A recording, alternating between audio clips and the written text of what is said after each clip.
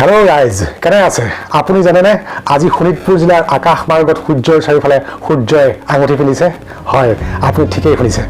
আজি শোণিতপুৰ জিলাৰ যিখন আকাশ, সেই আকাশত সূৰ্যৰ চাৰিওফালে এটা ৰিং লাইট দেখা গৈছে। ৰিং লাইট বুলিও ক'ব পাৰি আৰু ইয়াক হালো বুলিও ক'ব পাৰি। আৰু এই হালোটো আজিৰ যিটো এই ফেক্টটোতে হালোখনৰ বিষয়ে মই ক'ম। ইয়াৰ বিষয়ে মই কওঁতে হালোখন যিটো মই নিজৰ কেমেৰাতে আবদ্ধ কৰিছিলোঁ তাৰ বিষয়েও মই কৈ যাম, আৰু কিহৰ কাৰণে ওলাওঁ তাৰো এটা সৰু এটা স্মল ফেক্ট মই দি থৈ যাম তাৰ বিষয়ে। তেনেহ'লে বলক আমি আগবাঢ়োঁ ফেক্টৰ দুনিয়ালৈ। আপোনালোকে হাফ ৰামধেনু দেখিছে, কিন্তু কেতিয়াবা দেখিছেনে ফুল ৰামধেনু, অৰ্থাৎ সম্পূৰ্ণ গোলাকাৰ ঘূৰণীয়া এখন ৰামধেনু? হয়, এই ঘটনাৰ সাক্ষী হৈ ৰ'ল অসমৰে শোণিতপুৰ জিলাৰ ৰাইজ। শোণিতপুৰ জিলা বুলি মই এই কাৰণেই কৈছোঁ কিয়নো ইয়াত দেখা পোৱা ভিডিঅ'টো শোণিতপুৰ জিলাৰ আকাশৰ, যিটো মই নিজেই শ্বুট কৰিছিলোঁ। অসমৰ বেলেগ ডিষ্ট্ৰিক্টতো সেইদিনাখন এনে হালৰ দৃশ্য দেখা পোৱা গৈছিল। অৱশ্যে এই ৰামধেনুখন ধেনু বুলি কৈছোঁ যদিও এই ৰামধেনুখন কিন্তু ধেনু আকৃতিৰ নহয়। ইয়াত দেখা পিকচাৰখন দেখিলে আপুনি গম পাব এই ৰামধেনুখন সম্পূৰ্ণৰূপে গোল সূৰ্যৰ চাৰিওফালে আগুৰি থকা।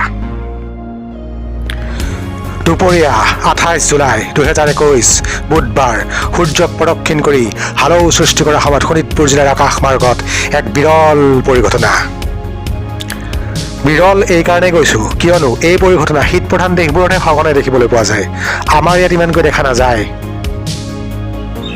এই হালৌখন শোণিতপুৰ জিলাত আকাশ মাৰ্গত মাত্ৰ এঘণ্টা সময়ৰ বাবেহে দৃশ্যমান হৈ থকা গম পোৱা গৈছিল। আৰু মই এই দৃশ্যটো যিটো আপুনি দেখিছে এইটো দুপৰীয়াৰ দৃশ্য হয়। আৰু এই হালৌটো সৃষ্টি হয় পোহৰৰ বিসংগতিৰ ফলত সংঘটিত হয়। এতিয়া আমি অলপ ইয়াৰ ডিটেইলছত যাম। ইয়াক ইংৰাজীত হালৌ আৰু অসমীয়াত জ্যোতিবলয় বা সূৰ্যমৰল বুলিও কোৱা হয়। এই সূৰ্যমৰল অৰ্থাৎ চান হালৌটো হ'ল এটা প্ৰাকৃতিক পৰিঘটনা, যিটো সূৰ্যৰ কিৰণ আৰু মহাকাশত ডাৱৰত পোহৰৰ প্ৰতিসৰণ আৰু প্ৰতিফলনৰ ফলত সৃষ্টি হয়। আমাৰ পৃথিৱী অৰ্থাৎ ভূপৃষ্ঠৰ পৰা বহুখিনি ওপৰত বায়ুমণ্ডলৰ জলীয় বাষ্পসমূহ উৰি ফুৰে। এই জলীয় বাষ্পসমূহ পানীলৈ যেতিয়া ৰূপান্তৰিত হয় তেতিয়াই ডাৱৰৰ সৃষ্টি হয়। ভূপৃষ্ঠৰ পৰা যথেষ্ট উচ্চতাত সৃষ্টি হোৱাৰ কাৰণে মেঘসমূহে বেলেগ বেলেগ আকৃতি লয়। সাগৰ পৃষ্ঠৰ পৰা 13,000 পৰা 45,000 ফুট উচ্চতাৰ ভিতৰত অলক মেঘ নামৰ এখন পাতল আৱৰণ গঢ়ি উঠে। এই অলক মেঘ সেই ডাৱৰৰ 4টা স্তৰৰ ভিতৰত আটাইতকৈ উচ্চত থাকে। আৰু ইয়াত কি হয়, কম আৰ্দ্ৰতাৰ কাৰণে এই ডাৱৰৰ স্তৰটো পাতল হয়। এই ডাৱৰ 20 ডিগ্ৰী বা 30 ডিগ্ৰী চেলচিয়াছতকৈ কম উচ্চতাত পানীৰ কণিকাৰে গঠন হোৱা বৰফৰ টুকুৰাৰ দ্বাৰা সৃষ্টি হয়। আমাৰ পৃথিৱীৰ পৰা এই ডাৱৰ ৰং বগা অথবা পাতল সোণালী হোৱা দেখা যায়। আৰু এই অলক মেঘেই গোটেই কেছটো কৰে, মানে এই অলক মেঘে বহুত লাখ লাখ উজ্জ্বল বৰফৰ কণিকা কঢ়িয়াই লৈ ফুৰে, আৰু এই বৰফৰ টুকুৰাবোৰ সৰভুজ আকৃতিৰে গঠিত হয়। আৰু তেতিয়াই সূৰ্যৰ পোহৰ এই বৰফৰ কণিকাবোৰত পৰে, তেতিয়াই ইয়াৰ সৰভুজ আকৃতিৰ বাবে 22 ডিগ্ৰী ব্যাসাৰ্ধৰ এক ঘূৰণীয়াকৈ সূৰ্যৰ চাৰিওফালে এটা সূৰ্যমৰলৰ সৃষ্টি হয়, যিটো আমি আকাশত দেখা পাওঁ। অকল সূৰ্য বুলিয়ে নহয়, ইয়াক কেৱল দিনতে দেখা পোৱা যায় এনে নহয়, ই ৰাতিৰ আকাশতো চন্দ্ৰৰ চাৰিওফালে কেতিয়াবা কেতিয়াবা দেখা যায়। ই এক পোহৰৰ প্ৰাকৃতিক পৰিঘটনা।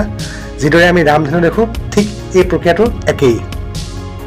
সূৰ্যৰ লেখীয়াকৈ যেতিয়া চন্দ্ৰৰ চাৰিওফালে এই বৰফৰ কণিকাবোৰ অৱস্থিত হয় তেতিয়া পোহৰ পৰি জিলিকি উঠে, আৰু ইয়াকে চন্দ্ৰমৰল বুলি কয়। তো এয়াই আছিলে আজি এটা ৰিচেণ্ট সৰু চাই এটা ফেক্ট। তেনেহ'লে আজিৰ এই ভিডিঅ'টো ইমানতে সামৰিলোঁ। পুনৰ লগ ধৰিম নতুন ভিডিঅ' লৈ, তেতিয়ালৈ সকলোকে বিদায়।